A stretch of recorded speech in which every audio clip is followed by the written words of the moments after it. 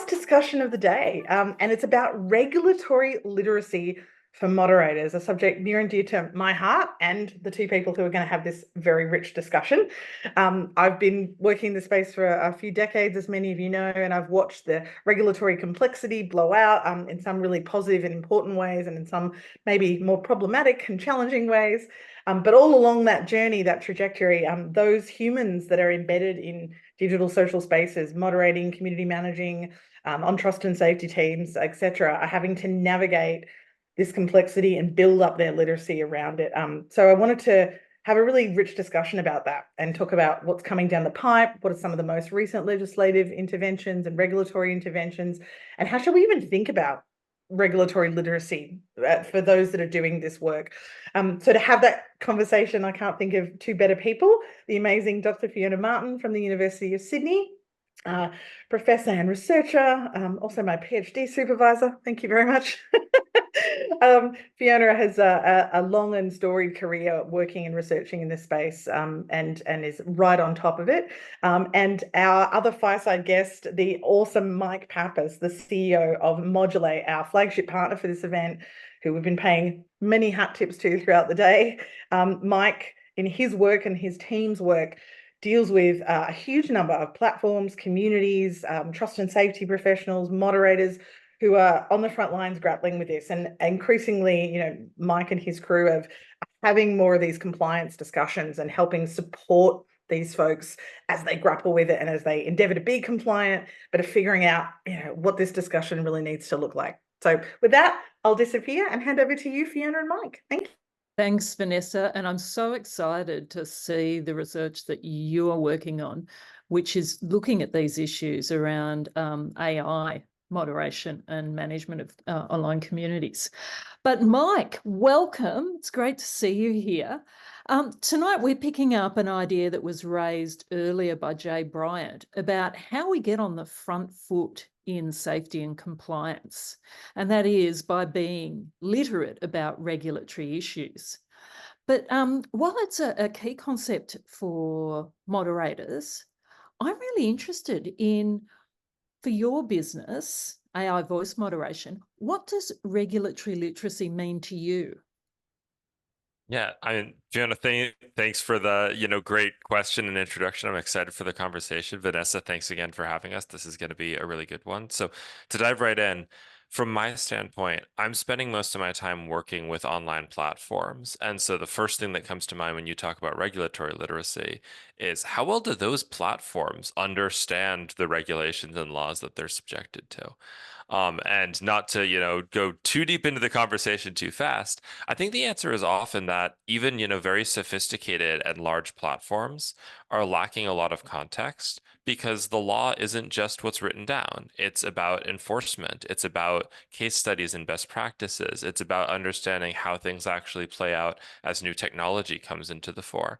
And so a lot of my work is, despite not being a lawyer and not being able to give formal legal advice, spending a huge amount of time with leadership of online platforms, helping them think about what is a robust compliance strategy that takes into account all of these different dynamics that are so hard for even very well staffed, very well funded platforms to really fully wrap their head around. Yeah, absolutely. So you're working mainly with gaming communities, gaming platforms. What are the sort of regulatory issues that come up most in discussion when you start talking about the tools that Modulate offers? Yeah, gaming, we joke, gaming is eating the world, right? Where's the line between gaming and social media or other kinds of social platforms? So, while we are working with what I would call traditional gaming studios, Call of Duty, Grand Theft Auto, as a large number of our partners, we also have more sort of new age studios, including a large number of VR platforms like Rec Room that are very just focused on socialization rather than competition. So if we go deep into that gaming world, there certainly are unique regulatory elements around competitiveness, around things like loot boxes that have been a hot topic for regulators for a long time. But I think in particular around moderation, some of the key challenges that we see are one, every game, no matter who it's directed to, is directed to children. There's really just no getting around that. And there's M-rated games that try very hard to say, we don't want children here. But at the end of the day, the kids are showing up, and you need to be considering that in your safety strategy. You need to be recognizing that there will be younger users on the platform that you do still have an obligation to.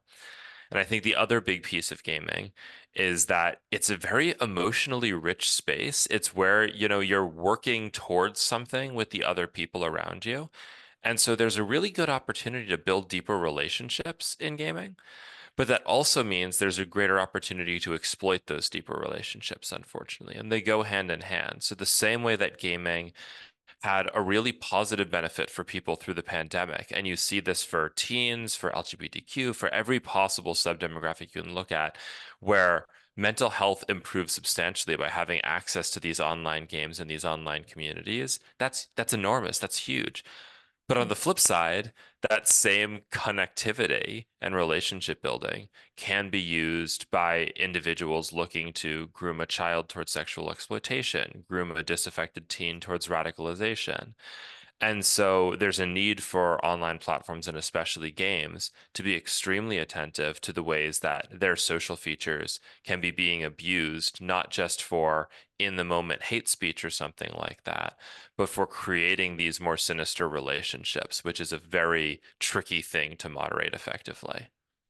Yeah, I wanted to ask you about that because, when you're introducing a tool like ToxMod, which is one of your products, how have you been working not just to regulate the hate, the abuse, the toxicity, but to recognize patterns around those more, I suppose, subtle relationship changes that, you might find with radicalization? Yeah, so for those who don't have context, ToxMod is a voice native moderation tool, and that term voice native is really key to this. When you think about text chat, even we as humans really struggle to understand the meaning of text chat sometimes, right? You get a text from your friend. Is it sarcastic? Is it passive aggressive? We don't know. How can the AI know if we don't even know? But with voice, you have so much more to process. You have emotion. You also have things like prosody and the cadence of a conversation. So, are people continually interrupting each other? Did someone join a conversation, say one sentence, and then everyone went eerily quiet? All of these different kinds of relationship and behavioral triggers. And so, what ends up being true is even though voice is very difficult to process to start, you have much, much more information once you're able to sort of access all of that to get a more accurate read on what's going on. And so to take these examples of things like grooming, when you're looking at, a disaffected teen who might be being exploited by one of these bad actors, you're going to see certain things show up in the way that they're behaving and the way that they're expressing themselves to this potential sort of radicalizer. If they're talking to a coach or a friend about, hey, just I want to rant about my home life, you're going to see that kind of just building on itself in a very undirected way. I am just venting, I am releasing things.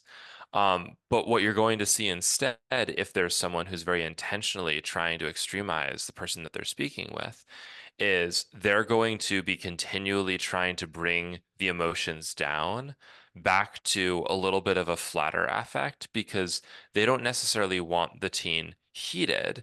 They want to very mechanically break down the support systems that the teen has. So you're going to see a very different kind of emotional expression in those conversations, even if they're talking about the same kind of elements of their support system. This is all, really delicate, really complicated work, and it's also tricky to talk about without giving the game away to bad actors who are trying to think Yeah. about how to I do was this just thinking effectively. that. Yeah. But yeah, the bottom line is that there are real differences that you can see between someone who has malicious intent versus someone who just has sort of shown up in a difficult conversation and is trying their best. And again, a lot of that shows up in the emotion and the prosody that you only get by hearing real voice as opposed to just looking at transcripts on its own. Yeah. Okay. So, in other words, using quite sophisticated linguistic analysis to help with the regulatory, I suppose, identification of regulatory problems? Is that the way we could talk about it? Yeah, I would say beyond linguistic analysis, again, things like tonality and other Yeah, elements of voice too are a huge part of that. But yeah, yeah, a key part of what we're doing is when you're thinking about, and I know we'll get more into this, lawful but awful versus the explicitly illegal stuff and how we strike those balances. At the very least, for the explicitly illegal stuff, there's a very thin line, again, between just a disaffected teen who's venting about something and someone who's using that venting as an opportunity to get their hooks in. So it's really important to understand all of the nuance of that conversation so that we're not falsely flagging a well-intentioned, esports coach or whoever it is that's just trying to help a teen through a rough situation. But we are still identifying, hey, this is actually a really dangerous situation and someone needs to be intervening. yeah, yeah. Maria in the chat has raised the issue of catfishing being a really big problem in gaming communities. And I'm wondering whether you guys have worked at all on the sort of interactions that might be developing in those sort of communities around catfishing. Is that another focus for, I suppose, understanding how to regulate those social interactions? It is. I'd say in as games have become more social, Mm, you're seeing more focus on building genuine rapport with people before trying to ask them for something. So I think catfishing was very popular maybe a decade or so ago. Popular.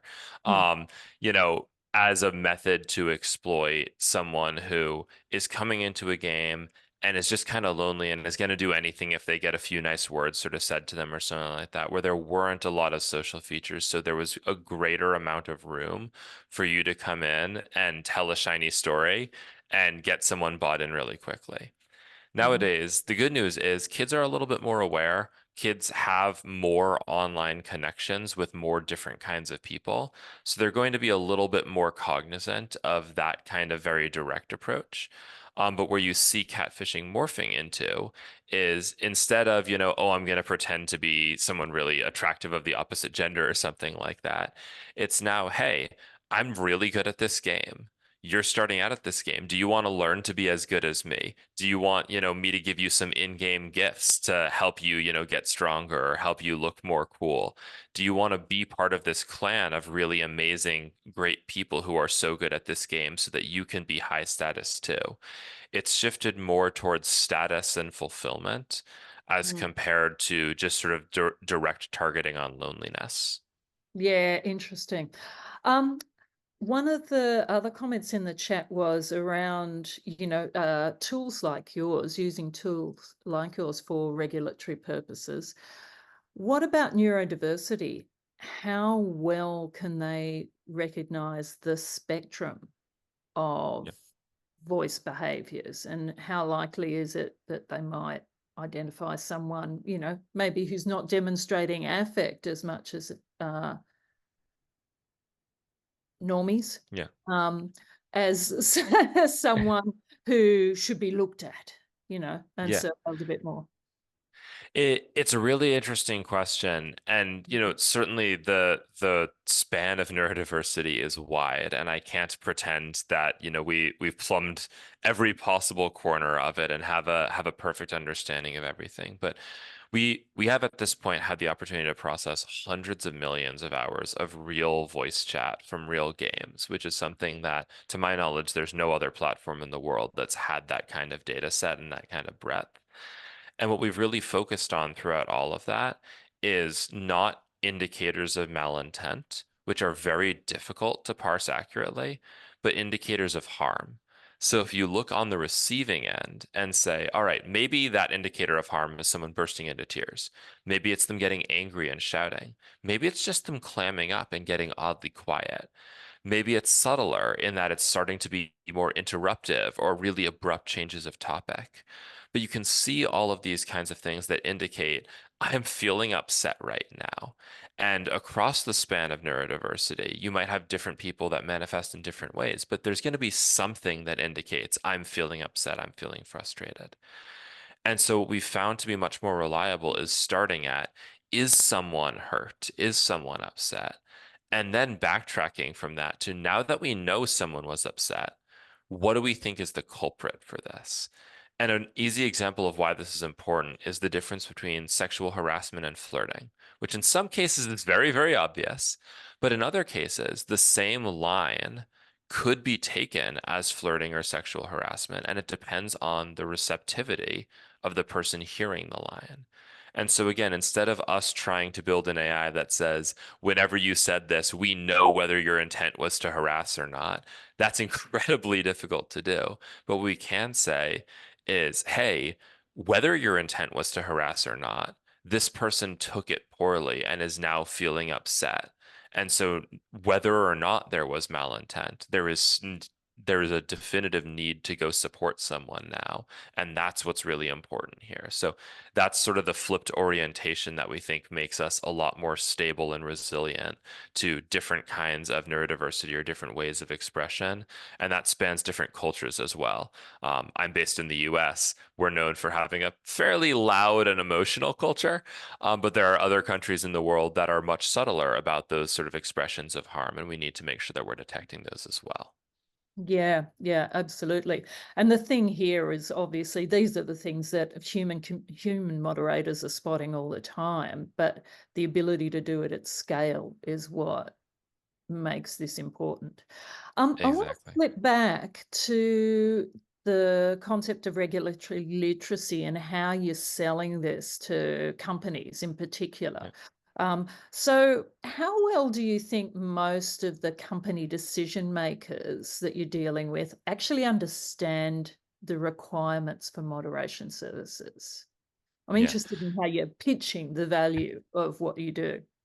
So I think there's at least two sides, arguably three here. There's what you are regulatorily required to do, which I just call the safety regulation. And then Mm. there is what you are not allowed to do, which usually comes from privacy regulation. And I found, first of all, safety regulation is relatively newer. You have things like the DSA and the Online Safety Act, the work that eSafety has been doing in Australia, certainly. Over the last few years, we've been seeing much more activity in that space. But go back 5 or certainly 10 years ago, and you don't see a lot of enforcement of things like duty of care. Instead, it all stems from privacy related regulation. This is Yeah. true in GDPR. This is true in the US with COPPA, the Child's Online Privacy Protection Act, where COPPA, as an example, was designed to help kids. It was designed by people who were worried about safety, but it was written as a privacy bill. And you see this contradiction where Epic Games got fined ultimately about $500 million at the end of, I think it was 2022, in large part due to what started out being flagged as a COPPA violation, which is data privacy. But then you saw the FTC in the US quickly sort of turn from that and say, but the real damage here is that you're allowing kids to be in these spaces without putting in precautions to protect them from hate and harassment. The FTC in the US has fairly broad regulatory discretion to say, hey, this is an unfair practice, and so we're going to go after you, even if it's not explicitly in the law. But I think that was a big wake-up call for a lot of platforms that they needed to take safety more seriously.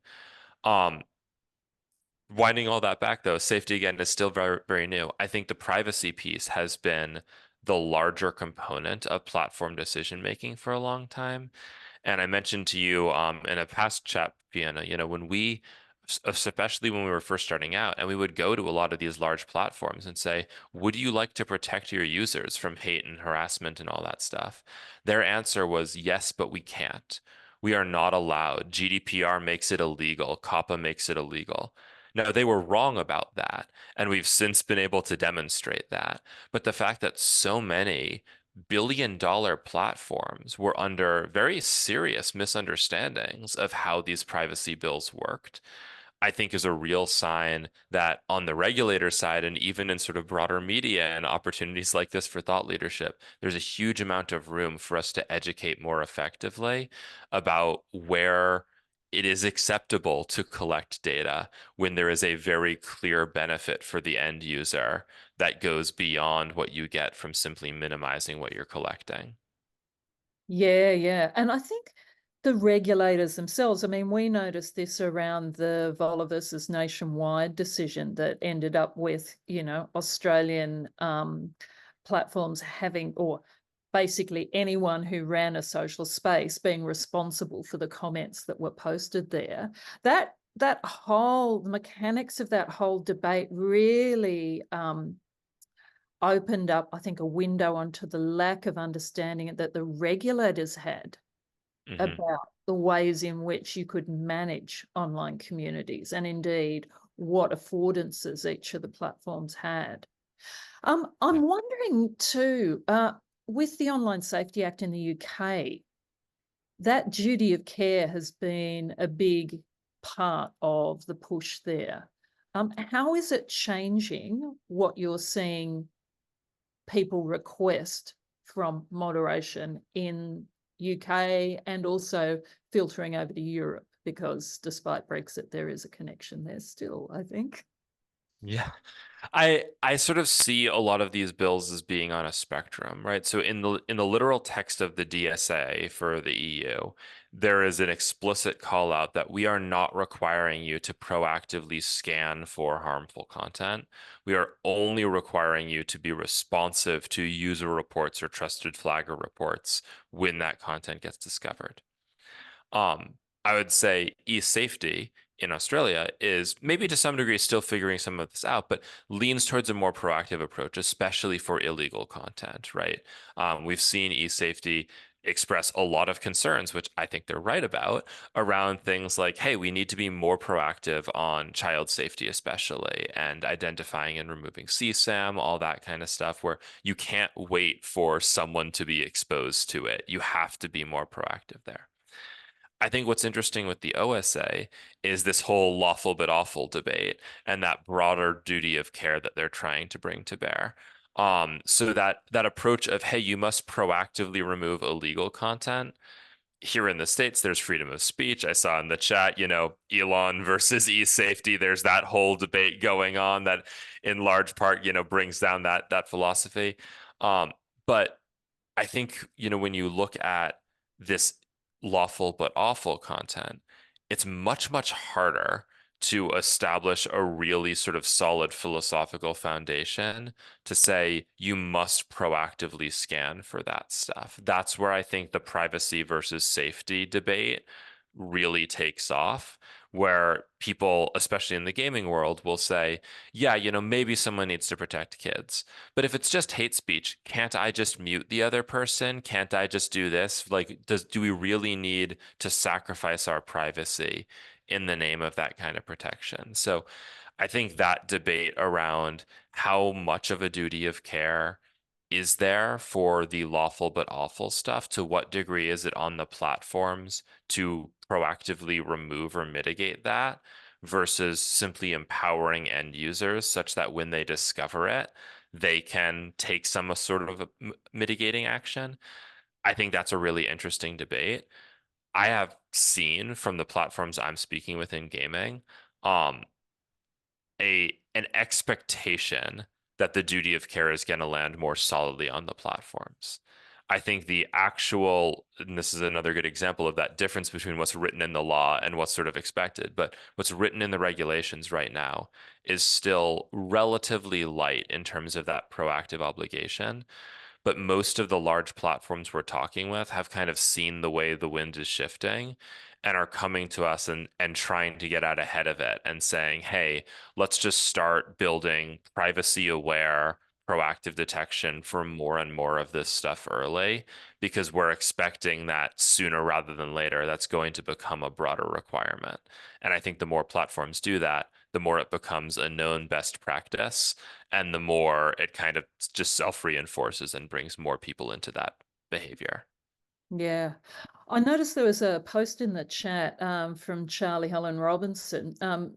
It slightly off topic maybe, but you wouldn't have heard South Australia's Premier was pushing to ban children, 10-year-olds from social media. In fact, anyone under 13 from social media, even though most of the platforms have terms and conditions that supposedly, prohibit them participating.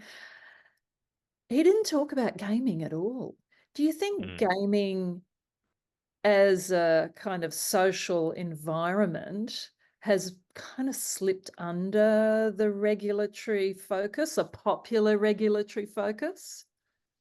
Generally speaking, absolutely. I've never really seen regulation that was written well with gaming specifically in mind. I think it's always Twitter and Facebook and all of that stuff, and then gaming happens to be caught under it. I think the closest to something stronger there has been through the sort of consultation approach that we see coming out of eSafety and Ofcom now. That's Yeah. not the formal regulation, but is more specific sort of slices of the industry with best practices. But when you look at the actual regulations, they're all written with social media and whether accidentally or on purpose, sort of swallowing gaming under that umbrella. And gaming is really different, right? You have very different ways of interacting with each other, especially when you look at things like VR, where there's opportunities and there were all these ridiculous stories when Facebook put out their VR with very little moderation of, people getting right up into your physical space and grinding against you or something like that.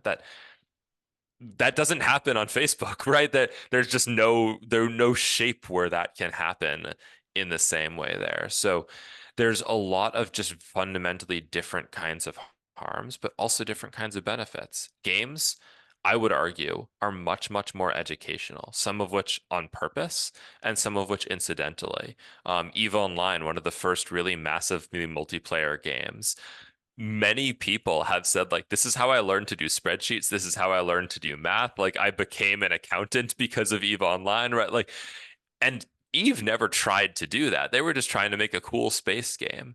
But it turns out like it naturally, Minecraft as well has been great for teaching kids how to code. Roblox has pushed into that direction as well. So there's a lot of opportunities in games for kids to be learning really useful skills as compared to something like Facebook, where, again, maybe I'm biased. I could see a stronger argument for Facebook is really just net destructive for kids of a younger age. Whereas if you said, hey, I'm going to take away Minecraft, I'm going to take away these opportunities for kids to explore and discover and learn, I think that's a much bigger crippling of sort of that childhood developmental process. Yeah, absolutely. Look, someone raised too in the chat the problem that we're going to face with deep fakes, and not so much even deep fake video, but deep fake audio. How big an issue is that for Modulate in gaming spaces? Yeah, so once upon a time, Modulate was actually, I suppose you could call us a deepfake audio company. We got our start by building voice changing technology where you could swap out your vocal cords for those of another person. And we were very aware of the dangers as we were doing that. We spent a lot of time, we're based out in Boston, so with some of the labs out of MIT and Harvard to genuinely like debate the ethical implications of this, try and explore it. This was back in 2015, so the word deepfakes didn't even exist yet. We Yeah. were really trying to make sure that we were thinking about this in a careful way. Um, we ended up pivoting in large part because as we chatted more with these platforms about how would this benefit the world, the answer we heard was the benefit is that people are getting terrorized in voice chat. And maybe if they can change their voice, if a woman's getting harassed for her gender, she can sound like a man and not get harassed. And, we kind of looked at that and are like, all right, I want to solve that problem. That's a bad way to solve that problem. I don't want to solve it by telling the victims they need to hide and whitewash themselves, right? So that's what drove us into the pivot. But while we were still in that sort of voice changing world, we spent a lot of time looking at How would you watermark synthetic audio? How do you detect synthetic audio? What are the gaps? What are the limitations? And I Yeah. will say there are some really interesting learnings from that. So there's a there's a key thing with audio in the latency of how quickly you're speaking and how that relates to different parts of your speech. So I can change your pitch very, very easily without adding a lot of latency. If you just want to sound like you have the vocal cords of, I'm just going to use Barack Obama because his speech patterns are reasonably well known, we could do that. But if you want to pause like he does, if you listen to one of his speeches, there's these very dramatic pauses. There's a very particular way of speaking. Yeah, it's a very We Martin Luther King thing. Yeah. exact and no one, not just we, but no one, the laws of physics forbid you to insert those pauses synthetically in real time. It cannot be done because of how fast audio is being transmitted to us. If we wanted to insert those pauses in real time, we would need to be adding multiple seconds of latency to this conversation. And we'd be running into situations where you would try to ask a question, but I was actually still talking, but you couldn't tell, and we're over. It doesn't work in practice. So there's this interesting friction between how real time is the transformation and what kinds of things can you transform. And if you're very savvy about that, you can actually start to pick out things that you can use as a very reliable indicator for this is synthetic audio, or this is, you know, if it is synthetic audio, it must have been created ahead of time. And then there's other things you can do to say, all right, let's ask a weird oddball question and see if the audio is able to respond fast enough. So we spent a lot of time exploring how to stitch that stuff together. Obviously, that's not the core focus that we're in right now, but it is something that we're keeping an eye out for, and we still have some of those tools on the bench if we start to see audio deepfakes becoming more prevalent in gaming, to potentially circle back into. Yeah, yeah. Well, that's interesting because obviously we're seeing a lot of it used in deceptive commercial transactions.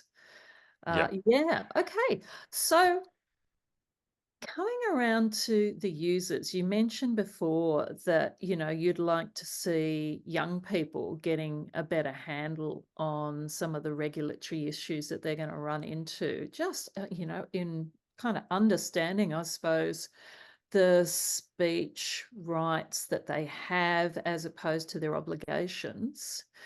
What is there any way that the sort of tools you're using actually help them to educate themselves around that? Or is it just like, is Modulate just a tool for moderators and managers? So we are definitely a B2B tool. So we're working, I don't want to say behind the scenes. We're always very public of the platforms that we're partnering with about the fact that that partnership exists. But the fine-tuning the details, that's happening between us and the platform. When you think about the end users, though, I think the biggest benefit for end users, regulatory literacy takes on a bit of a new meaning here.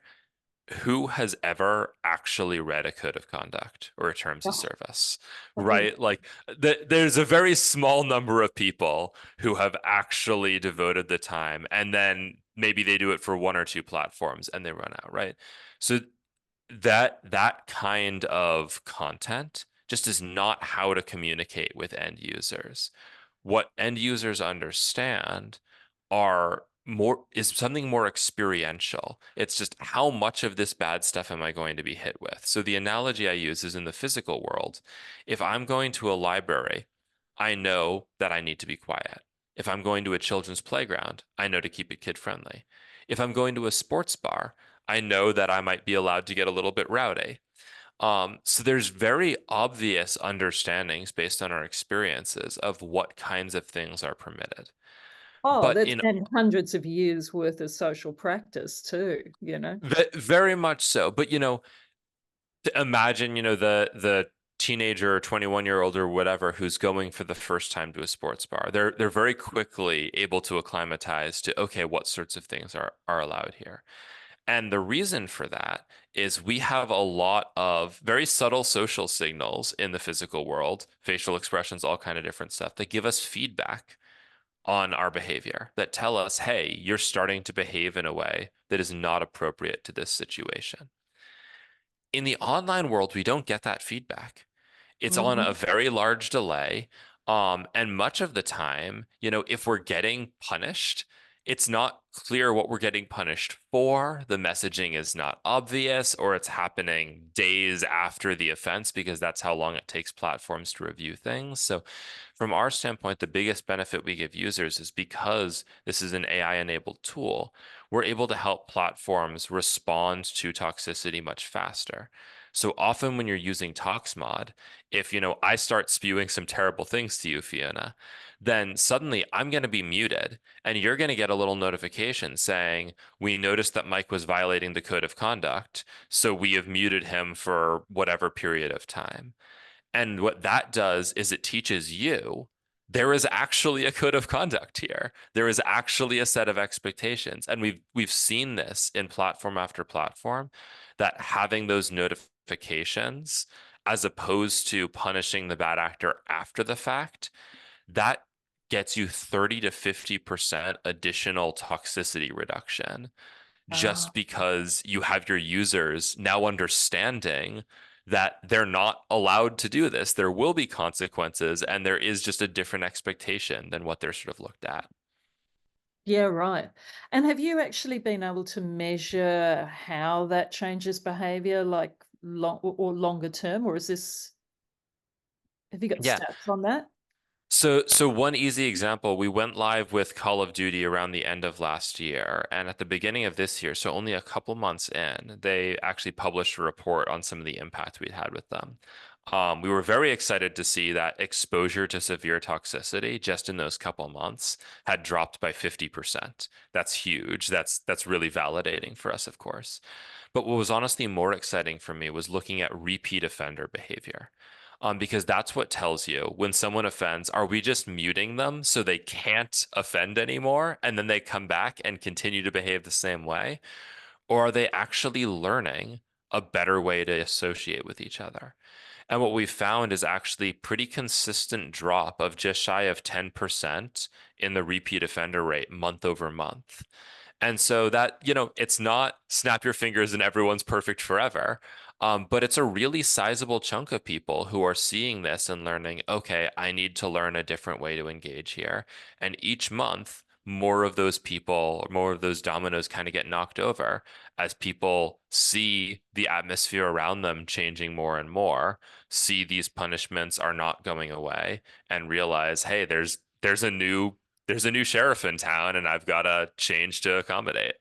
Yeah, Venia brought up in the chat the nudges, these Mhm. social nudges basically that end up slowly but surely shaping the culture of your community. Absolutely. Yeah, as someone who's really passionate about things like company culture as well, at a company of 45 people that I helped co-found and build out, you cannot define culture by just writing down from the top level, here's what our culture is. It all comes from norms and interactions and those small sociological nudges that we have with each other and just the way that we interact. And so you need to be building any kind of culture from the bottom up by teaching each and every participant, here's what's expected of you in a language that they understand and are ultimately going to appreciate and resonate with and want to support, as opposed to wanting to fight back against. Yeah, yeah. So, as Vanessa was just saying, it's an understanding of community that informs the product design rather than just that blanket safety by design approach that we talk about, which doesn't necessarily work. If it's just, oh, we're going to protect people, or what was it Venya was talking about before? The batten down the hatches approach. Yeah. Absolutely. And bring this back to regulatory literacy. This is a place where I feel like there's a lot of room for regulators to grow in that technical and sociological understanding. I see, and I'll give credit where it's due. I think e-safety has been among the very strongest groups that I've spoken to in terms of not only their technical understanding, but their eagerness to learn more and really appreciate what is going on in these spaces. But I do typically see regulation is still in that, 1900s era mindset of let's regulate the outcomes we want because things are simple enough that if we can see such an outcome as possible, it's surely possible. And we're now in a world where the technologies are complicated enough, the cultures and communities are complicated enough that you might imagine, oh, what if everyone was just nice to each other and everyone in like had a perfect time on this platform that exactly met each of their needs? And that's just not a coherent thing to ask for anymore. If some people want to be in a sports bar and some people want to be in a library, you can't please all of them. You just have to decide which one am I? And I think there's slowly been more and more awareness on the regulatory side that, yeah, in order to pass regulation that works, that's effective, that's meaningful, we first need to understand what is actually happening on these platforms that makes it so hard for some platforms, yes, are, just purely on the capitalist side where they're not thinking about the benefit of their users. But especially in gaming, games are made by dreamers. Games are made by people who are really passionate about, like, I want to bring this joyful experience to people. You don't typically see game studios that are saying, yeah, screw our users, let's just exploit them for money. That's not the mindset there. But they still struggle with this because it's a genuinely hard problem. And Mm. until we understand that throughout media, throughout regulation, and are able to talk about that really effectively across all of those different divisions, we're just not going to be able to achieve the outcomes that we all want. Mm. You're working across a lot of different jurisdictions globally, Mike. Um, coming from an engineer, more of an engineering background, how did you get across, how did you make yourself literate from a regulatory sense, and how do you keep up? Because it's a really rapidly moving feast. I have no idea is the honest answer. Somehow I'm pulling it off. But my team and I have sort of joked that I've become half a lawyer just from the proximity to all of these questions and the amount of time that I spend talking with, again, lawyers and regulators as well as studios about best practices. I'll give some credit to the fact that I trained as a physicist, and weird as it is, physics and law have a lot in common, right? It's about doing a fine reading of the details and really understanding what exactly are the ways these things can connect, what are the edge cases that can emerge from it. I think I use a lot of that wiring when I'm reading something like the DSA to understand what's actually happening in there. But God, I wish I had a magic cheat sheet. I've been looking for one for years. It's really just, cultivate whatever your social media is, your newsletters, whatever resources you have for pull notifications. Subscribe to good people, subscribe to good resources, and just do your best to hear about things as they come. And I guess think about them for yourself. Don't just, hear, oh, hey, this new bill passed. What are the three things that are going to happen? But read the three things the bill is asking for, and then ask yourself, is it going to succeed? How are platforms going to react? What's going to happen? I'm always a huge advocate for if you want to understand something, make predictions and test your understanding of that thing instead of just reading other people talking about it. Yeah. On the DSA, and also, I suppose, the European Union and EC as a kind of block, how influential are they now globally in that regulatory sense? From the platform side, I'd say pretty darn influential. I think getting the DSA out first just got a lot more eyeballs on them, as you see now the OSA and other things coming out in advance or to follow it. You see more coming from that, but I think there was a large amount of precedent set by the DSA.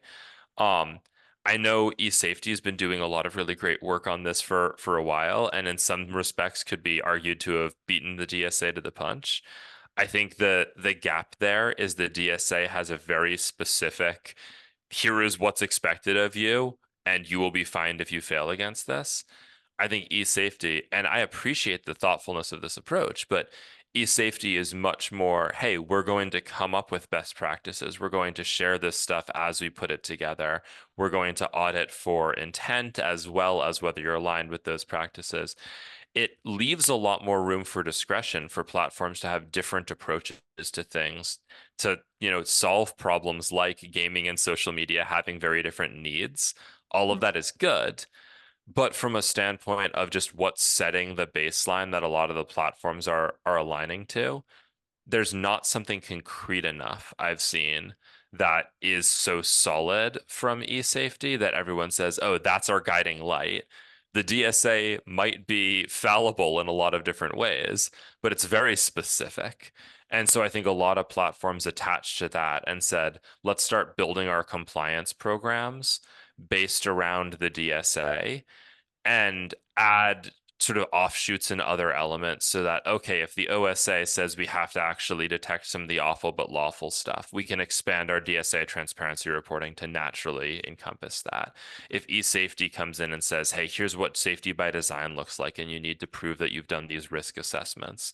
Here's how we can modify a DSA risk assessment to show that kind of work. But I think the root has been the DSA because it was the first really specifically concrete thing for people to attach to.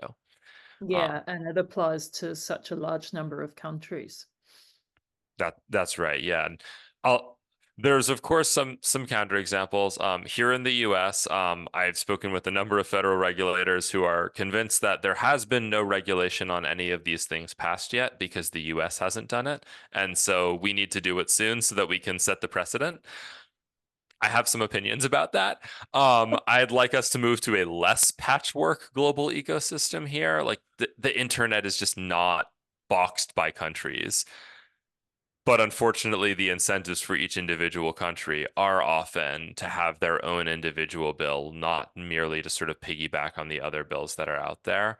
So my hope, and not to, go into too much of a shameless plug, but Modulate co-founded a group called the Gaming Safety Coalition, which is a group of vendors really trying to navigate more effective conversations with regulators because individual studios don't want to put a target on their own back, but we as vendors see all the things that are happening and can open up those conversations. So my hope is to solve that patchwork problem. We're probably always going to have a patchwork set of laws, but if we can at least have one global set of best practices that all of the regulators look at and say, yeah, our laws are a little bit different, but someone following these kinds of best practices, that looks pretty good to me. That feels like good intent, genuine desire to solve the problem. If we can get there, then I think that alleviates a huge amount of industry pain and unlocks those many, many platforms that want to do the right thing and just don't know how to go do something. And frankly, something's a whole lot better than nothing. So that's where I'm starting from. Yeah. No, it's funny that you mentioned that just then because Vanessa had posted in the chat, she was asking what can practitioners do? So people who are moderators and community managers, what can they do to better influence regulators and to liaise with the engineers and tech people building solutions? Like, community managers and moderators often feel marginalized in these environments. It's like, we're the service people. We don't do the important, does bottom-up design. We're called in at the last minute to test products. Yeah. So what can we do to better influence these not only regulations, but just policy, codes of conduct, all of that sort of stuff? So I would say the biggest gap here is when a platform says racial hate speech is not allowed. What do they mean? No one knows. everyone has slightly different definitions. And what we found is we put together surveys to work with individual platforms, and we would give the surveys to 10 of their moderators, and we would find 10 different answers on a lot of these different questions.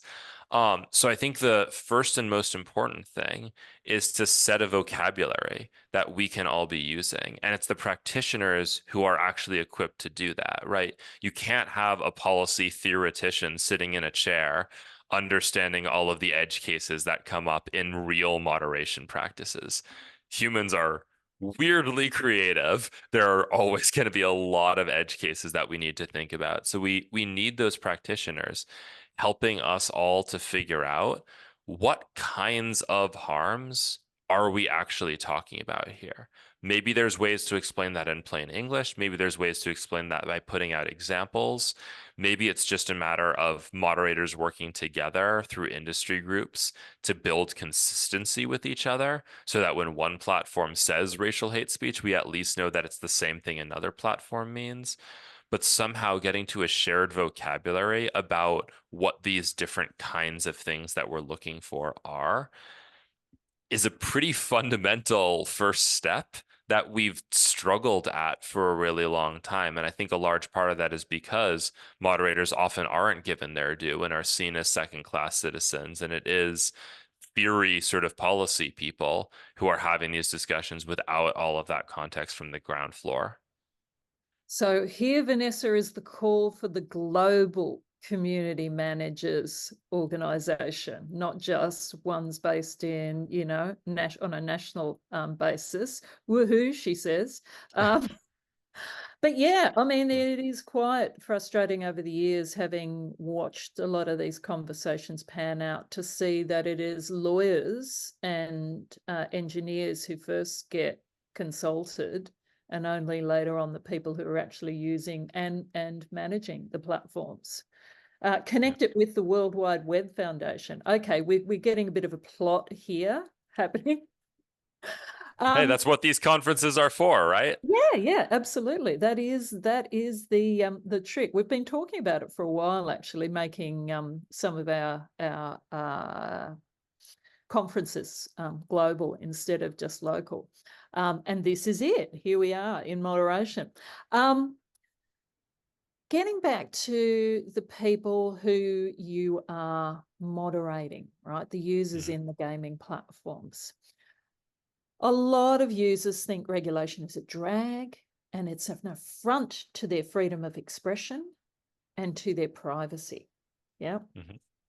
What happens in the sort of communities where Modulate's, you know, introducing tools? What happens when you come face to face with the users? What are the questions they're asking, and how do you actually address them?